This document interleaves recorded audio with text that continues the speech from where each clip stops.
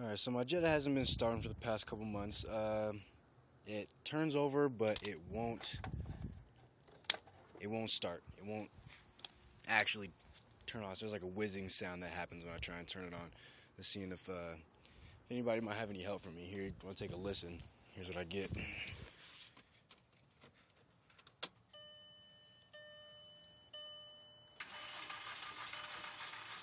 it just keeps on going like that. If I keep on doing it, or if I just hold it down, then it gets like this screeching sound. That was happening before, but it didn't seem to be too much of a problem when at startup.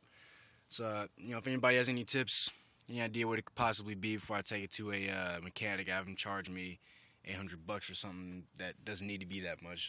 I'd appreciate it. Thanks a lot, guys.